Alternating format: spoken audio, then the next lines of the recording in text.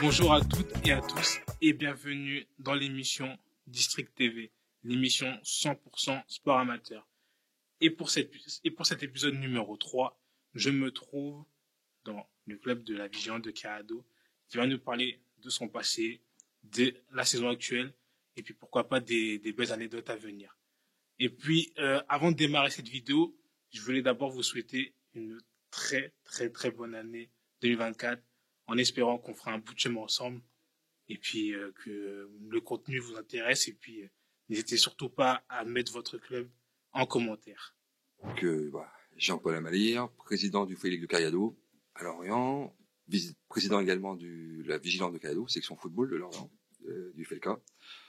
Je suis président du FLK, j'ai été président du FLK dans les années 2000, pendant une dizaine d'années.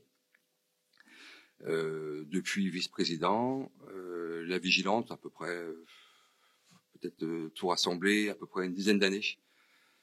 Président de la Vigilante. Voilà, j'ai 53 ans, donc ça fait... je suis dans le bénévolat et dans les instances du bureau, même en tant que joueur, et après en tant que dirigeant, depuis l'âge de 22-23 ans. Ouais. Et puis également, je suis à l'Office des sports, l'Office des sports de Lorient depuis 97. Voilà.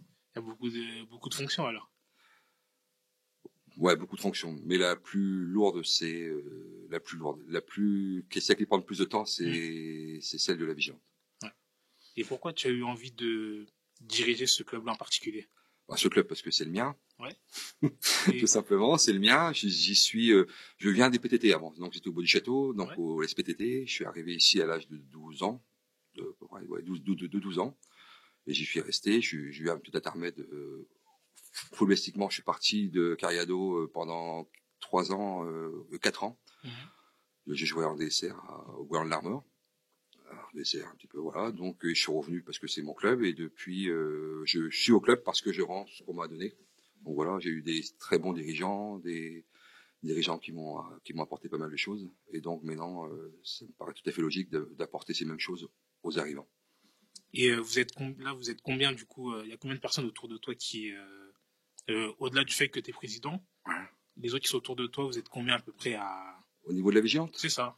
Alors, la Vigilante, il y a principalement, donc il y a le coprésident qui est Steven, il y a le trésorier qui est Julien, et après il y a les membres qui aident au fur et à mesure. Donc il y a quand même pas mal de monde parce qu'après il y a tous les dirigeants qui sont les dirigeants. Je parle de l'équipe première de Steven, ça s'appelle de Steven qui est la touche, mais de Kevin jusqu'à l'abbé, Michel Lemeur, tout ça. Il y a Michel Lemeur qui est avec l'école de foot, qui est la partie importante du club, donc qui est dirigée par Franck. Et donc on est à peu près de dirigeants actifs, qu'ils soient sportifs ou administratifs, on est à peu près une vingtaine. Ah ouais. Donc je suis pas seul, on n'est pas 2 ou 3, on est quand même une vingtaine. Mais administrativement, on est quand même principalement 2 qui s'occupent de tout. 3 avec Julien pour la compta, mais voilà, on est vraiment 3 pour l'administratif et un peu de sponsoring et le reste c'est une vingtaine. D'accord. La saison dernière, l'équipe première, l'équipe A du coup senior, a terminé 3e. L'équipe B 6e. Aujourd'hui, l'équipe B elle est 2e et l'équipe première est première ex aequo avec l'Armor Plage. Est-ce que tu penses que cette saison-là, tu peux voir tes 2 équipes monter au niveau supérieur? Alors, il y a eu beaucoup de recul parce qu'on a fini, ça fait 20 ans que je suis au club, beaucoup de désillusions. Je reste prudent, mais raisonnablement optimiste. L'équipe première, il faut absolument qu'elle monte. On peut pas. Bon, c'est le projet qu'on avait avec Kevin sur 2-3 ans, c'était de monter. Je pense que le niveau de la vigilante doit s'inscrire sur la durée, on va dire en R3 et R3 et R2. On a les structures et voilà. Donc là, tu penses que c'est le but. Ouais, c'est le but. Là, cette année, on n'a personne au-dessus de nous. Mais non, c'est le football. Donc voilà. Donc pour la B, c'est pareil. Hein, on a de la chance de pas avoir beaucoup de blessés. Pour l'instant, tout tourne rond. À un moment ou à un autre dans la saison, on aura un coup de mou, comme tous les clubs. Donc il va falloir gérer ce coup de mou-là, qui va durer peut-être 2 matchs, voire 3. Mais 3, c'est maximum. On peut pas faire plus. Le coup de mou. Et moi, je suis optimiste. Cette année, je suis optimiste. Les autres années, je l'étais moins. J'étais réaliste. Cette année, je suis optimiste. Le groupe est sain. Les deux groupes, je parle le groupe A et B, c'est sain. L'ambiance est bonne. Voilà, les mecs, c'est une bonne ambiance de camaraderie. Ouais, on a tout ce qu'il faut. Maintenant, après, ça va être le football. Mais si on fait si on continue à faire, à aller aux entraînements, à écouter les consignes, la logique voudrait qu'on monte. Mais la logique et le football, c'est fait d'eux. C'est ça. Parce que tu penses qu'aujourd'hui, Carado n'est pas forcément à sa place en termes de... Enfin, là, il est en district. Tu penses pour toi, peut évoluer en régional ou pas? Ah bah sa place n'est pas en district. Elle est en régional. Comme tout à l'heure, j'ai dit précédemment, R3 et R2, on peut s'épanouir facilement c'est largement dans nos cordes. C'est largement dans les structures du club. Même le club se structure à fur et à mesure. On a une bonne équipe de 19, on a des 14, on aura des 14, des 15. Donc on repart sur des bases depuis 3-4 ans avec l'école de foot qui travaille. Donc les structures vont suivre, l'équipe première va suivre, les seniors vont suivre. Donc je suis pas plus inquiet que ça. Mais notre place on n'a pas à rougir au niveau structure des autres clubs. Donc oui, régional, c'est R3, R2, ce serait pas mal. Après R1, financièrement, on n'a pas les épaules et on n'aura pas. Voilà. C'est tout le mal que je peux te souhaiter du coup. Et pour finir, qu'est-ce que je peux te souhaiter du coup pour cette année 2024? Au niveau du club, la montée, l'école de foot qui continue à progresser, à s'étouffer, de nouveaux dirigeants qui vont arriver pour travailler avec l'école de foot et avec les 13, les 15. Les seniors, ça vient. Donc voilà, une bonne saison en restant nous-mêmes. En restant nous-mêmes, on peut jouer au foot et s'éclater. Voilà. Donc passer une bonne saison à s'éclater et à gagner. Voilà. Merci à toi, Jean-Paul.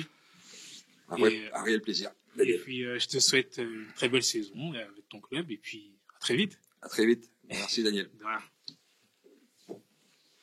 Et on poursuit avec le coach de l'équipe A de Carado. Il va nous parler de sa saison et aussi de son passé au niveau football. Je te laisse te présenter du coup. Moi, c'est Kevin Cargal, coach principal de Carado, voilà, depuis 2 saisons maintenant. 33 ans, je sais pas ce que je peux te dire de plus sur ça, voilà. Après quelques années de coaching, quoi. Qu'est-ce qui t'a poussé à coacher une équipe senior? Parce que les jeunes, c'est compliqué, surtout pour le week-end où avec le travail, c'est difficile d'enchaîner le samedi. Après, les jeunes, ça reste intéressant, c'est une bonne expérience de vie. Mais voilà, je pense que c'était intéressant de passer le cap avec les seniors, malgré mon jeune âge. Mais voilà, c'est intéressant. Et puis après, si tu veux avoir plus de projets, faut passer en senior. C'est pour ça que tu te sens proche de tes joueurs aujourd'hui, ou il y a peut-être le fait que tu sois un peu proche au niveau âge, comme tu dis, t'es pas si vieux que ça, je dirais, mais je vois par exemple, dans ton groupe, il y a des jeunes joueurs qui peuvent même te rapprocher un peu de toi au niveau âge. Est-ce que pour toi c'est un peu compliqué de coacher aujourd'hui, ou c'est naturel, tu dis bah non, c'est comme des copains, etc. et ça se passe bien? Non, après ça se passe bien, on se fait 2 saisons. En tout cas, moi je pense que j'ai un bon groupe globalement. Après, voilà, il y a des choix qui ont été faits, des sélections de joueurs qui ont été faits. J'ai des joueurs plus anciens que moi aussi. Donc voilà, après, je pense que mon discours passe bien. J'essaie de faire les choses correctement. Après, moi, le but, c'est de les faire travailler. Je suis là pour eux aussi, parce que voilà, on a tous une vie à côté. Et si mon discours passe pas, bah, voilà, ça va continuer. Et je pense que voilà, un groupe qui tourne bien, une équipe B qui tourne bien aussi cette année. Donc voilà, je suis premier avis. Après, le but, c'est qu'ils prennent du plaisir avant tout, quoi. Est-ce qui t'a donné envie de venir entraîner cette équipe de Carado? Du coup, c'est la deuxième saison. Bah, on m'a appelé pour, voilà, on m'a proposé un projet intéressant. Voilà, où ça faisait 5 saisons où ça stagnait, entre guillemets, où il y a eu des hauts, des bas. Après, voilà, je suis arrivé. Je connaissais déjà Carado en tant qu'adversaire. Moi, je n'étais pas passé par Carado, mais je connaissais certains joueurs qui étaient là. Je trouvais intéressant. Il y a un complexe, voilà, un super complexe. Le projet qu'on m'a proposé était intéressant. Maintenant, voilà, je me suis fixé un défi en acceptant ce projet, malgré mon jeune âge, encore une fois. Mais voilà, je pense que c'est quelque chose de très intéressant quand on a envie de progresser, quoi. Voilà, après, c'est beaucoup de travail, mais voilà, quand il y a des résultats, on est content. Et quand les joueurs prennent du plaisir, moi, je suis le premier content, quoi. Et quels sont tes principaux objectifs aujourd'hui avec ton équipe? Bah, si on regarde le classement, voilà, on aimerait bien finir en haut de tableau. Dans l'idéal, la montée. Après, on sait que la saison est très longue. Voilà, j'ai pas envie qu'on parle maintenant de montée parce qu'on n'a même pas fini la première phase. Il reste encore de gros matchs carriés. Après, je pense qu'on a le potentiel pour monter. On a les joueurs pour monter. Après, ça va dépendre que d'eux. Parce que chaque match sont difficiles. Enfin, les jouer à l'extérieur, dans des complexes un peu compliqués par moment. Le temps, voilà, même si c'est pareil pour toutes les équipes. Voilà, je pense que ça va pas être facile, mais si on est sérieux, on fera ce qu'il faut pour montrer, quoi.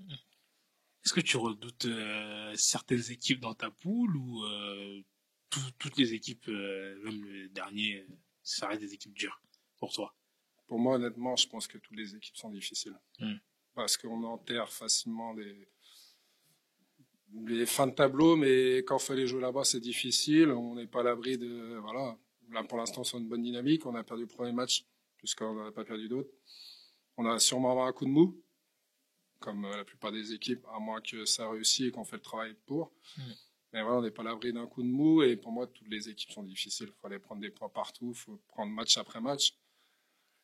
Et on voit que le groupe est assez serré et que ça n'a pas joué à grand-chose. Donc, s'il y a une équipe ou deux qui fait le faux pas, bah derrière, ça va être dur de récupérer les autres équipes. Donc, pour moi, tout va être difficile. Même si, forcément, il y a des équipes comme Laurent Sport qui est avec une équipe en R2 qui est forcément une très belle équipe. Voilà, il y a d'autres équipes, l'Armor aussi, c'est la même chose. Et Codan qui commence à revenir sur ses derniers matchs. Donc, voilà, je pense que ça va pas être facile, mais moi, j'ai confiance en mes joueurs. Voilà, s'ils font ce qu'il faut, je m'inquiète pas. Et durant ton parcours de coach, est-ce que tu as déjà eu des moments un peu compliqués ou difficiles par moment où tu es dans un match, tu te dis bah c'est compliqué ou sur les prochaines fois sur certains joueurs ou autres? Bah, de toute façon, après, je me remets souvent en question. Après, même après une victoire, je pense que il y a toujours des choses à corriger. Même si on n'a pas voilà, tout ce qu'il faut pour maîtriser ses joueurs correctement. Mais voilà, je pense que c'est bien de faire le point sur ce qui a été bien et pas bien à chaque match. Après, bah, voilà, je reprends la saison dernière où il y a des matchs qu'on a perdus alors qu'on a le potentiel de le gagner, mais il n'y a pas que moi qui peux faire les choses. C'est aussi globalement ton équipe, voilà, le mental, des petits détails comme ça. Donc, ouais, faut se remettre en question à chaque match. Après, des moments difficiles, pas spécialement, à part qu'on perd, hein, forcément, c'est toujours compliqué, même si j'ai encore un goût amer de la Coupe de France. Où, voilà, je pense que le début de saison, c'est toujours compliqué. Les gosses sont en vacances, on peut pas leur empêcher de partir en vacances. Mais la Coupe de France, elle est tôt, et si on veut faire des beaux parcours, il faut être prêt dès le premier match. Et puis, on sait très bien que le tirage, voilà, c'est du pif, ou c'est souvent une grosse équipe. Et malheureusement, si on passe pas là, c'est dur après, quoi. Peut-être la saison prochaine alors. J'espère. Ah, j'espère bien. Et est-ce que tu as t'as une petite anecdote à me raconter en tant que coach, même en tant que joueur, si t'as déjà joué au foot auparavant ou pas, Bah, sur toi. non, pas spécialement. Après, voilà, ce que je vois aux joueurs qui n'ont pas vécu de montée, c'est très intéressant. Voilà, moi j'ai fait quelques montées avec certains clubs que j'ai eu, avec qui j'ai joué, pardon. Voilà, c'est toujours un bonheur de monter. Après, voilà, la cohésion, c'est important aussi. Voilà, l'esprit d'équipe est très important. Et après, une anecdote, voilà, j'ai passé quelques tours aussi quand j'étais adjoint en U18, en sport justement, avec David. Voilà, on avait fait quelques tours en Gambardella qui étaient intéressants. Voilà, donc la Gambarde, c'est comme la Coupe de France pour les seniors, quoi. C'est toujours intéressant de la passer, mais voilà, c'est pas évident, mais ce serait intéressant de faire un beau parcours. Ouais. Et qu'est-ce que je peux te souhaiter du coup pour la deuxième partie de saison? Alors, je continuais sur la bonne dynamique. Ouais. Voilà. Les deux équipes continuent à tourner comme ils tournent jusque-là. Et si on fait le travail jusqu'au bout, faut espérer la première place. Pour monter, c'est sûr, faut être premier. Premier, c'est ça, dans l'objectif, comme ça, après, si, peut-être des meilleurs deuxièmes, mais ça reste à confirmer. Mais si on veut monter, il faut être premier. Si on est sérieux jusque-là, sérieux positif, et voilà, on garde cette cohésion d'équipe, je m'inquiète pas. Oui, il n'y a pas de raison. Pas de raison que ça marche pas, du coup. Voilà, je croise les doigts. On va travailler pour, en tout cas. Je te le souhaite. Et bah, merci à toi, Kevin, pour ta patience et ta présence également. Et je te souhaite tout le meilleur et puis de surfer aussi sur la belle dynamique en championnat. Ouais, merci à vous pour ce moment intéressant et convivial. Et puis, voilà, continuez comme ça. C'est gentil, merci. Et on continue avec un deuxième joueur de l'équipe de Carado qui va nous raconter son petit parcours. Et puis ensuite, nous dire s'il s'épanouit de plus en plus dans son club actuel. Je te laisse te présenter. Salut, Daniel, moi c'est Alexandre Gourmand, joueur de Cardo depuis 2 ans. Ouais. Et j'étais à Kévin avant de venir ici. Et puis voilà. Est-ce que tu t'épanouis du coup dans ce club-là depuis que tu as quitté ton dernier club? À Cardo, ouais, ils m'ont bien accueilli. Après voilà, il fallait connaître tout le monde. Les anciens, faut se faire apprécier des anciens. Et puis les bénévoles, ils sont super sympas. C'est pas comme on pense à l'extérieur. Parce que quand j'étais à Kévin, Carado, c'était un club entre guillemets de cité. Donc tout le monde avait peur d'aller jouer là-bas. Et au final, quand tu es dans le club, tu vois que c'est familial, que c'est bon enfant. Et puis voilà, quoi. À ton avis, pourquoi les gens pensent, enfin, de ce que tu me dis, les gens pensent que Carado, c'est un club de cité ou quartier? Je sais pas, moi, ça fait pas longtemps que je joue au foot. Enfin, ça fait 3-4 ans. Mais quand t'entends parler de Carado, c'est... Ouais, je sais pas, c'est vu que c'est un peu à côté de Bois du Château et tout, ça fait penser un peu de club de quartier, alors que pas du tout. Enfin, c'est comme Folklore. Folklore, c'est un bon club. Quand tu vas là-bas, tout se passe bien et tout. Donc, c'est peut-être des images qu'ils ont sur certains clubs, alors que c'est tout le contraire. Et pour toi, aujourd'hui, là, t'es arrivé, ça fait 2 ans du coup. T'es capitaine de la B. Est-ce que pour toi, c'est une reconnaissance, entre guillemets, d'être capitaine aujourd'hui, ou c'est juste, voilà. Ouais, c'est une reconnaissance que j'ai, parce que ça fait que 2 ans que je suis au club. Donc, ça veut dire que le coach, il m'a donné sa confiance, et ça me fait plaisir. Et maintenant, j'essaie d'apporter le maximum dans les matchs et aux entraînements, quoi. Puis, maintenant, j'essaie de tout donner pour que la B soit bien placée au classement, quoi. Et c'est quoi la première chose que tu fais quand tu rentres sur un terrain ou avant un match? Est-ce que tu es dans ta bulle? Est-ce que tu as des routines? Ouais, j'écoute de la musique, je dis bonjour à tout le monde, je vais voir Michel, notre premier supporter de la 1 et de la B. Et puis voilà, on essaie de mettre une bonne ambiance et de se concentrer et faire un bon match. Et cette saison, du coup, là, tu joues avec l'équipe B. Vous êtes quand même en haut du classement. Est-ce que tu penses que, au-delà du fait que la A doit monter pour que vous puissiez monter, est-ce que tu penses que c'est possible cette saison-là, ou tu penses que ça va être un peu compliqué?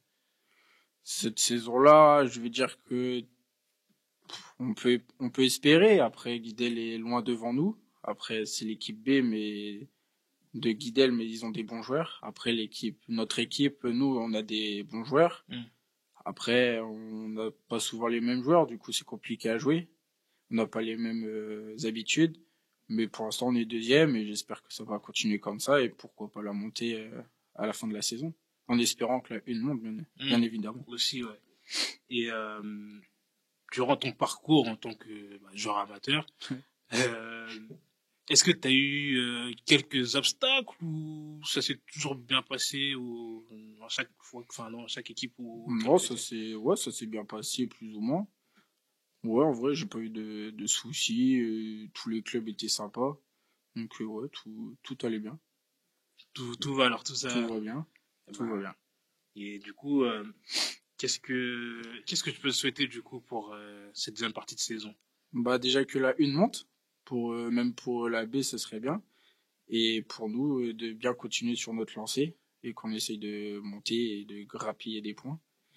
Et pourquoi pas aller chercher la montée aussi, hein, en espérant que Guidel coule. Cool, carrément. Cool. Faut abattre l'ennemi. Là, vous êtes à combien de points à peu près Je sais pas du tout. Je vais pas te mentir, ça fait longtemps que je pas regardé le classement. Ouais. Mais bah après, il y a Ponscorf qui nous colle au cul. Donc maintenant, c'est à nous de faire le taf tous les week-ends, quoi. En espérant de rattraper Guidel. De rattraper Guidel. Bah, c'est la difficulté que je te souhaite. Et puis, bonne saison à toi.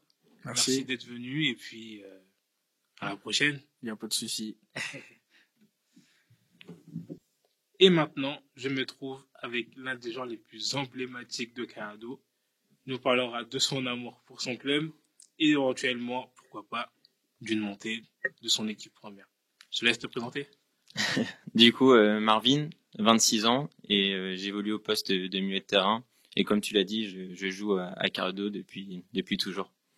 Ça fait combien de temps que tu es au club du coup? Du coup, j'ai commencé le foot quand j'avais 5 ans. Ouais. Donc j'en ai 26 maintenant. J'ai une petite pause de 2 ans, donc ça va faire 19 ans, ouais. 19 ans aujourd'hui. Le temps passe. 19 ans que tu joues au football et t'as joué que à Carado du coup? Ouais, que Carado, j'ai jamais changé de club. T'es vraiment attaché à ce club-là ou c'est parce que tu te dis je vais peut-être changer un club? Non, je suis comme tu l'as dit, je suis attaché. En fait, Carado, c'est une famille. Et ça, je pense qu'on est un club familial dans le sens où, on va dire, on se prend pas trop la tête. On passe pas pour des joueurs qu'on n'est pas. On reste dans une mentalité simple. Une personne qui arrive demain à Carado, peu importe son parcours, peu importe d'où elle vienne, d'où son ancien club, son niveau de foot, elle saura s'intégrer limite en un entraînement parce qu'on est comme ça, on reste dans l'idée d'être là pour s'amuser. Il y a un côté compétitif bien sûr, mais on reste sur des choses simples, s'amuser et kiffer le football. Et donc du coup c'est toi qui, enfin en tant qu'ancien, par exemple un nouveau qui arrive, c'est plutôt de répondre sous son aile entre guillemets, qui va essayer de l'intégrer au mieux pour qu'il se sente bien dans l'équipe quoi. Ouais, ça fait partie des rôles qu'on me donne, mais après sur l'ensemble de l'équipe, tout le monde est assez mature pour se dire qu'on doit intégrer chaque nouveau joueur.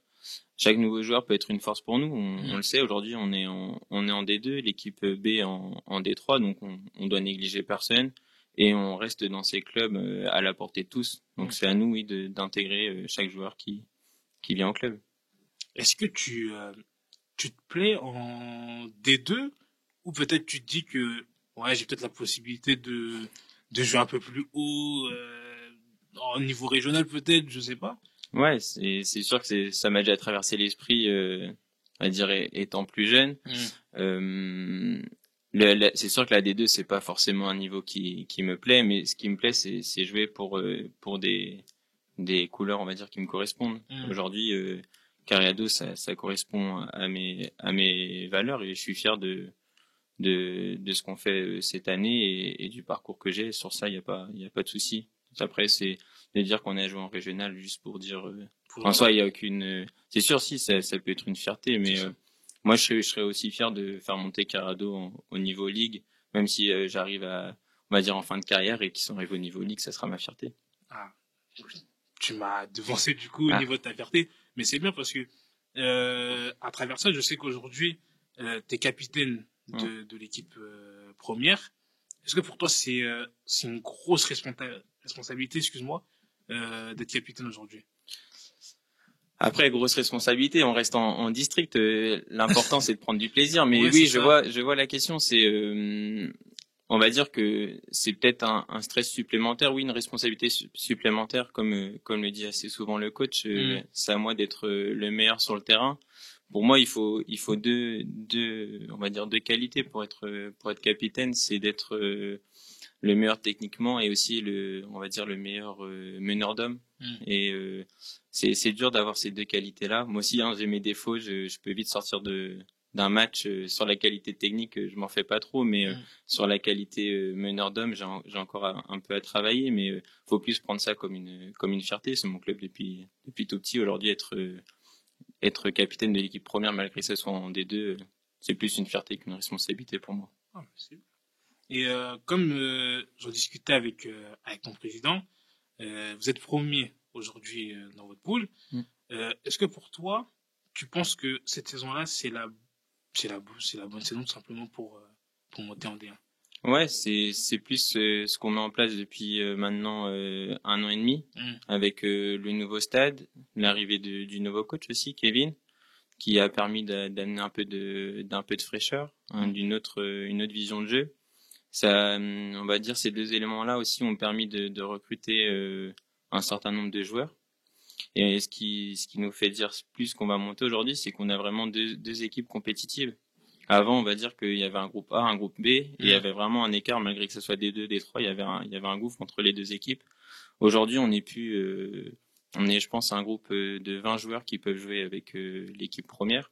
Donc c'est quand même important. On peut se dire qu'on peut avoir des blessés, des suspendus, mais le dimanche d'après, la qualité de l'équipe ne va pas baisser grâce à la compétitivité de l'équipe B.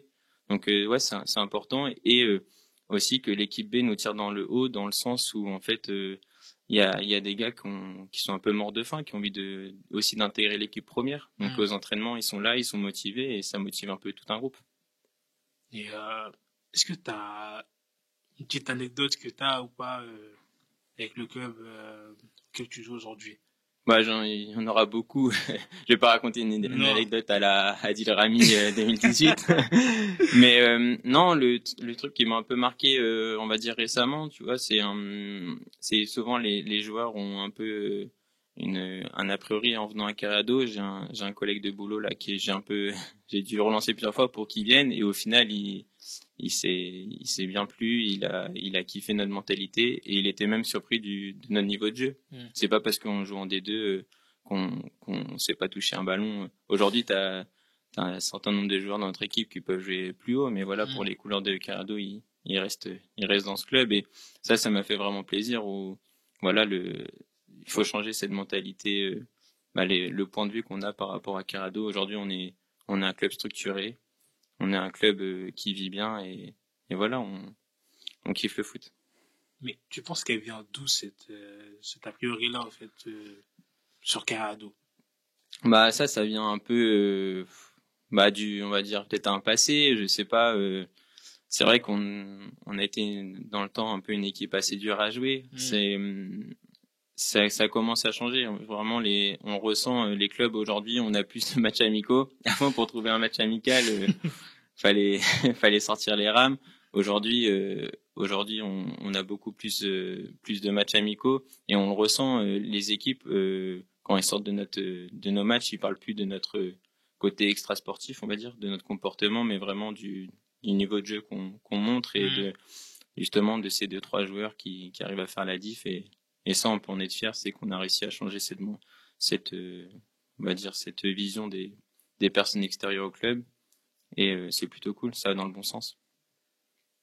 Qu'est-ce que je peux te souhaiter du coup pour cette saison-là, la dernière saison?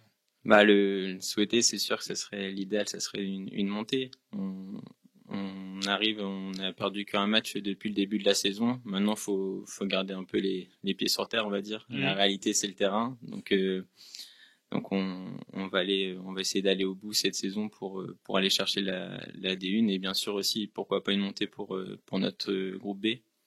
Et enfin que le club continue à structurer avec les 18 et les jeunes qui arrivent etc. Et rendre fiers Michel et nos 2-3 supporters comme Jijou et Loredana qui sont là chaque dimanche.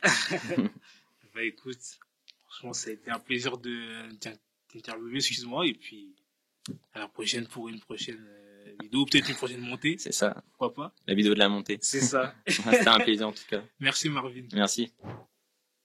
Et on passe au dernier intervenant qui n'est d'autre qu'un bénévole des plus anciens du club. Je vais laisser se présenter et puis il va nous raconter son parcours.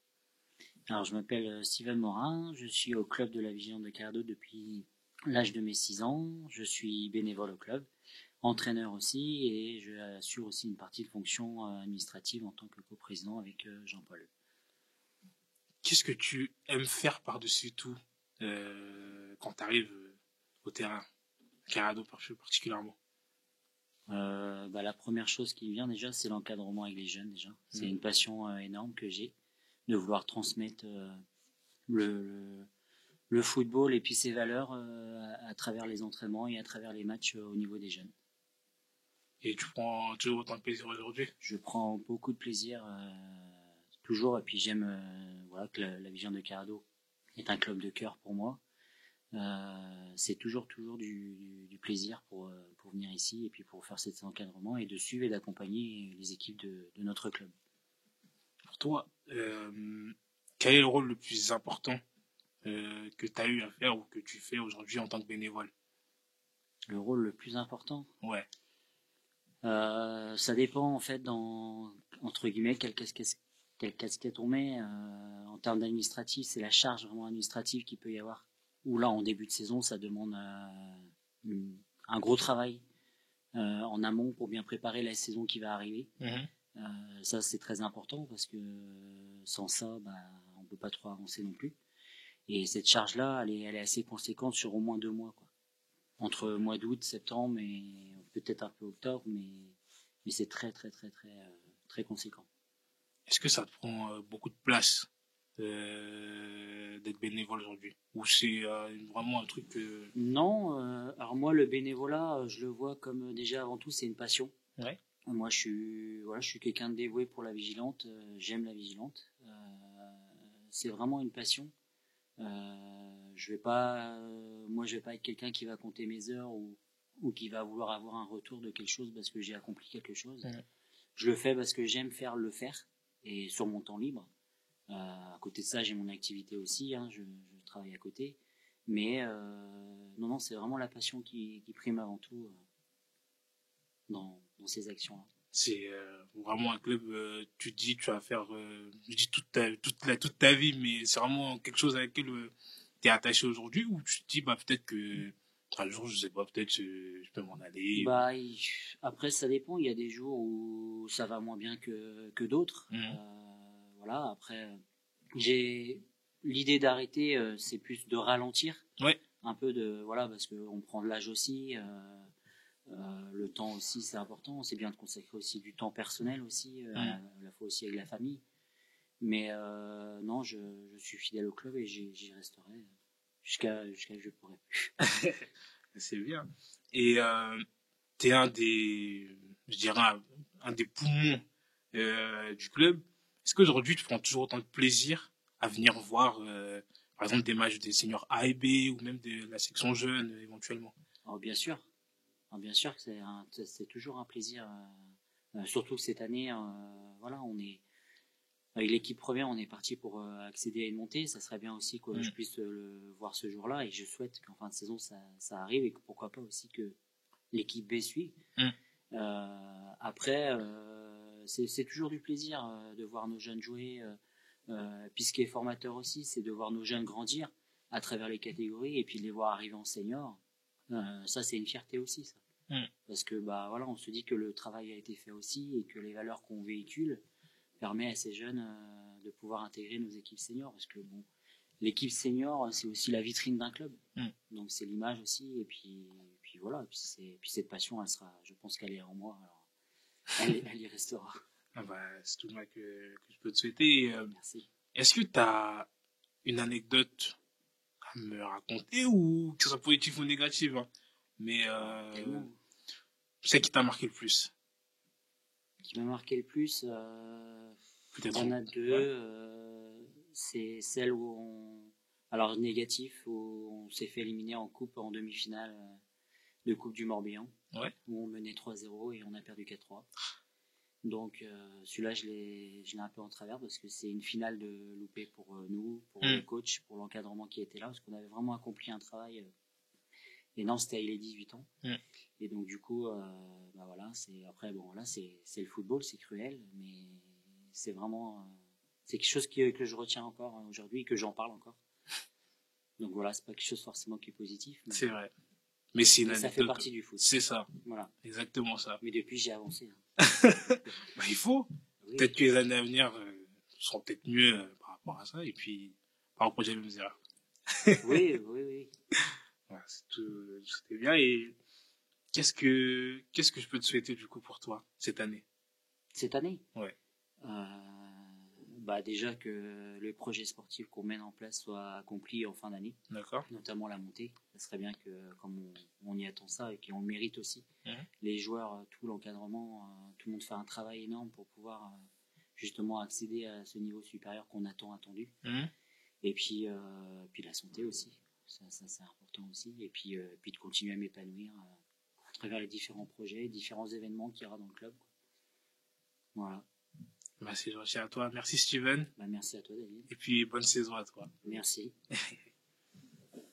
Quant à nous, cet épisode 3 est terminé. Merci de nous avoir suivis. N'hésite surtout pas à mettre ton club en commentaire, que ce soit sur Facebook, X, Instagram et YouTube, si tu veux qu'on vienne te voir dans ton club. Bonne soirée à tous et puis à la prochaine pour l'épisode numéro 4.